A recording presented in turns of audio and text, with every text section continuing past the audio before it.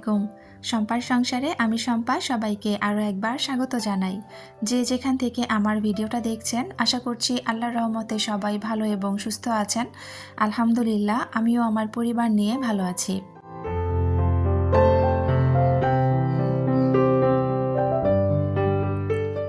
গতকালকে রাতে বেশ ভারী খাবার খাওয়া হয়ে গিয়েছিল, গরুর মাংস, তারপরে লুচি, সব কিছু তো প্রচুর পরিমাণে তেল চর্বি ছিল। তো এই জন্য একটু গ্যাস্ট্রিকের প্রবলেম হচ্ছে। আর এই জন্য ভেবেছি সকালবেলা আজকে শুধু একটু আদা চা খাবো।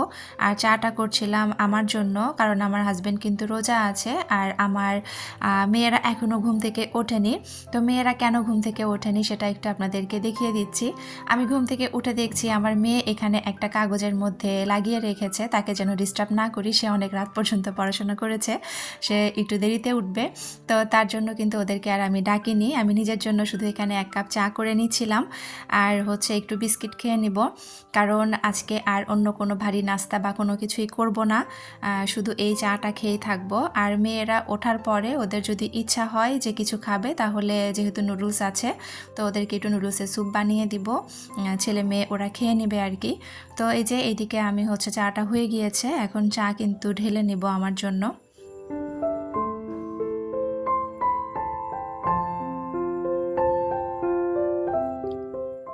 লাল চার কালারটা সবসময় কেন জানি আমার ভালো হয় না, মাঝে মাঝে খুব সুন্দর হয়, আবার মাঝে মাঝে কেন জানি এরকম একটু ফ্যাকাশে কালার আসে। বিশেষ করে যখন আদা দিয়ে চা করি তখন এই কালারটা কেন জানি আসে। ওই যে পাশে যে সরিষার তেলের বোতল দেখছেন, সরিষার তেল আর চায়ের কালার কিন্তু আমার একই রকম হয়ে গিয়েছে। তো যাই হোক, চাটা খাওয়ার পরে বেশ কিছুক্ষণ সময় কাটিয়েছি, তারপরে চলে এসেছি রান্নাঘরে কাজ করার জন্য। আজকে কিন্তু ঘুম থেকে উঠেছি মোটামুটি 9টার পরে। রান্নাঘরের অবস্থা কিন্তু একেবারেই মেসি হয়ে আছে, কারণ গতকালকে রাতে আর কোনো কিছুতেই হাত দেইনি, আমি ওইভাবেই সব কিছু রেখে যেয়ে ঘুমিয়ে পড়েছিলাম। তো এখন যেহেতু কাজগুলো গোছাতে হবে আর এই রান্নাঘর পরিষ্কার করতে কিন্তু বেশ অনেকটা সময়ের প্রয়োজন, যার জন্য আমি কিন্তু এই যে একদম অফ ক্যামেরায় খুব ঝটপট কিন্তু আমি পুরো রান্নাঘরটা ক্লিন করে নিয়েছি। যদি এটা ভিডিও করতে যেতাম অনেকটা সময় লেগে যেত, এই জন্য কিন্তু অফ ক্যামেরায় পুরো রান্নাঘরটা আমি ক্লিন করে ফেলেছি।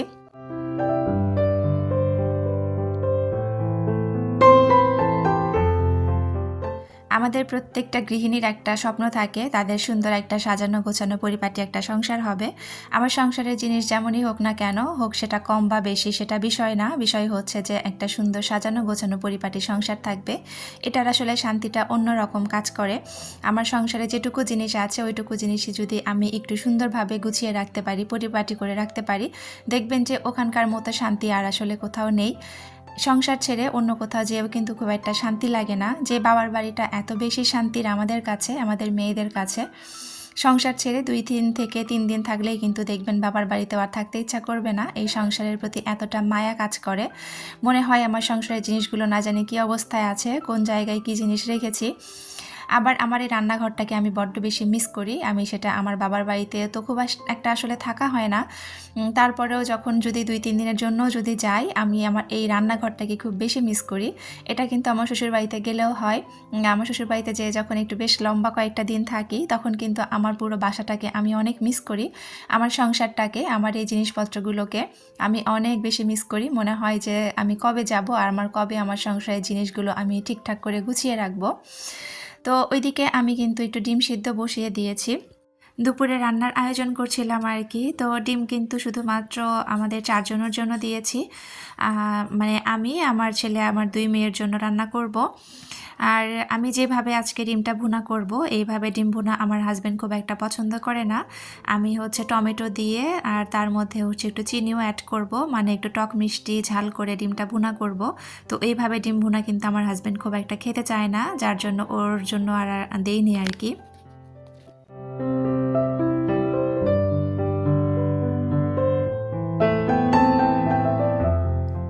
বিয়ের পর প্রথম কিন্তু আসলে এতটা সংসারের মায়া বা ভালোবাসা এত কিছুই বুঝতাম না। তখন আসলে অনেকটা বয়স কম ছিল, অভিজ্ঞতা কম ছিল, যার কারণে সংসারের মায়াটা ওইভাবে আসলে কাজ করতো না বা ওইভাবে আসলে স্পর্শ করতো না। যত দিন যাচ্ছে তত আরও মনে হচ্ছে যে সংসারের এই মায়ার মধ্যে আষ্টে-পৃষ্ঠে বেঁধে যাচ্ছি, এরকম একটা অবস্থা। মানে সংসার ছাড়া কেন জানি কোনো কিছুই আর ভালো লাগে না। তো ওইদিকে আমি কিন্তু সয়াবিন তেল আমার শেষ হয়ে গিয়েছিল বোতলে, তেলটা আমি রিফিল করে নিয়েছি। আর এদিকে ডিমটা সিদ্ধ হয়ে গিয়েছে, তো ডিমটা এখন আমি ছিলে নিব।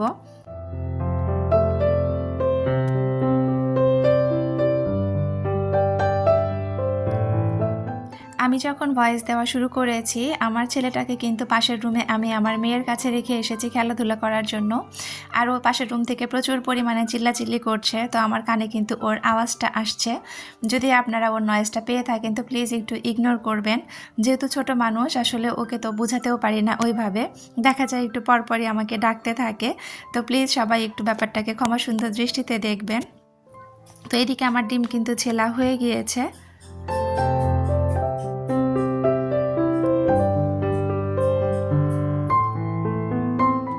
এই কড়াইটার মধ্যে গতকালকে রাতে আমি লুচি ভেজেছিলাম, এই জন্য কিন্তু কড়াইয়ের পাশটা চারদিকটা একদম লাল লাল হয়ে আছে।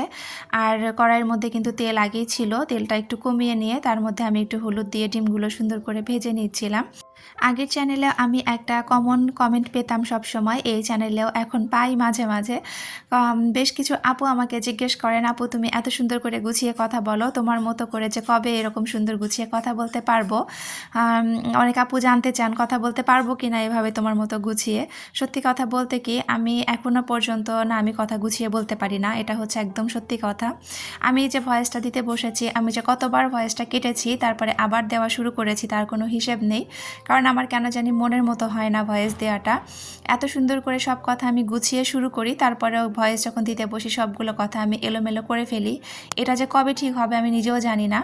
তো এই জন্য আমার কাছে মনে হয় যে আমি একদমই গুছিয়ে কথা বলতে পারি না।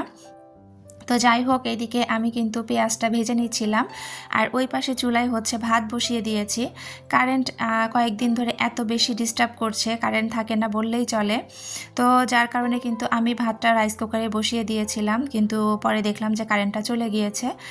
আর এইদিকে কিন্তু রান্নার যেহেতু অনেকটা দেরি হয়ে যাচ্ছিল, যদি চুলায় না দিতাম আরও অনেকটাই দেরি হয়ে যেত। এই জন্য আমি আবার সসপ্যানটা সহ একদম চুলার উপরে বসিয়ে দিয়েছি। আর আমার মেয়ের প্রাইভেট আছে 3টা থেকে, ও প্রাইভেটে চলে যাবে খাওয়া দাওয়া করে, আর এই জন্য কিন্তু আমি একটু বেশ তাড়াহুড়ো করে রান্নাটা করছিলাম।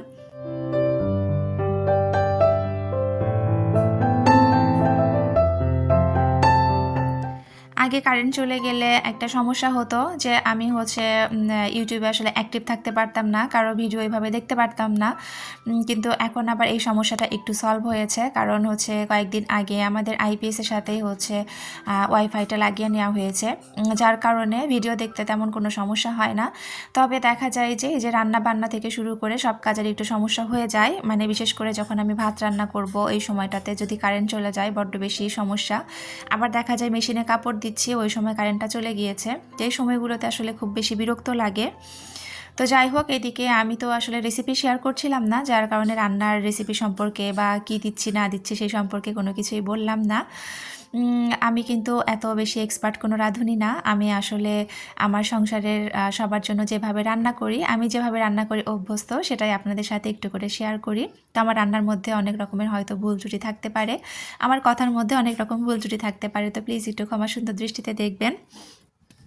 তো এদিকে মশলা সব কিছু কষিয়ে নিয়ে আমি কিন্তু টমেটো দিয়েছি, আর তার মধ্যে আমি কিন্তু একটু চিনি অ্যাড করে দিয়েছি, কারণ এই ডিম ভুনাটা একটু টক ঝাল মিষ্টি খেতে অনেক বেশি মজা লাগে।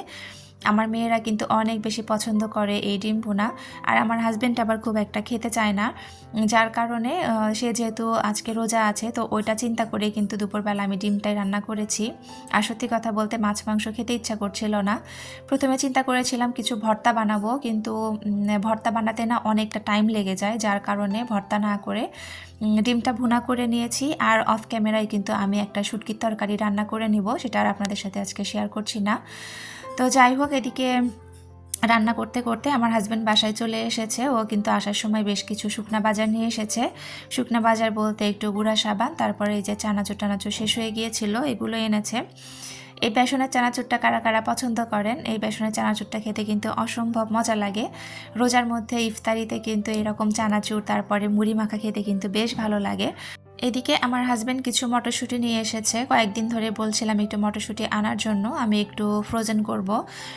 দেখা যাবে যে হুট করে আবার মটরশুঁটি পাবো না। এই যেমন ব্রকলি আমি বেশ কয়েকদিন ধরে আমার হাজব্যান্ডকে বলেছিলাম নিয়ে আসো, আজ আনে কাল আনে করতে করতে কিন্তু ব্রকলি আর এখন সেরকম পাওয়াই যাচ্ছে না।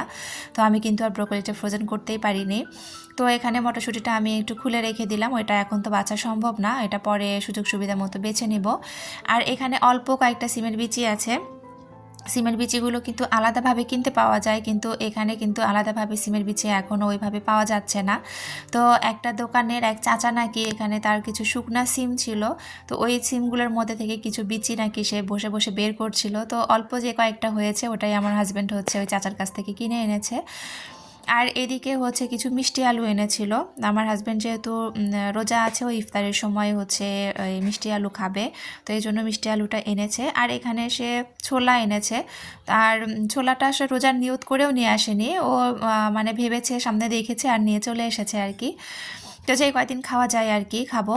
আর এটা হচ্ছে এই নুডলসের প্যাকেট না, এটা কিন্তু খোলা প্যাকেটের মতো।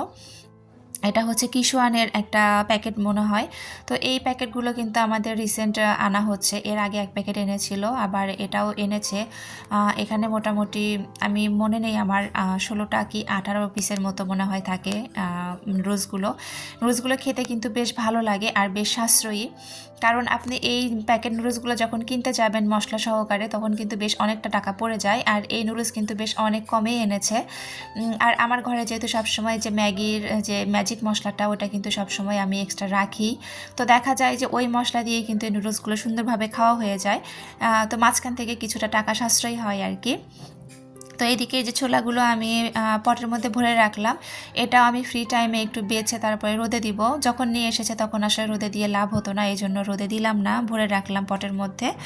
আর এদিকে কিন্তু আমার ডিম ভুনা করা হয়ে গিয়েছে, তো ডিমটা এখন আমি সার্ভ করে নেব।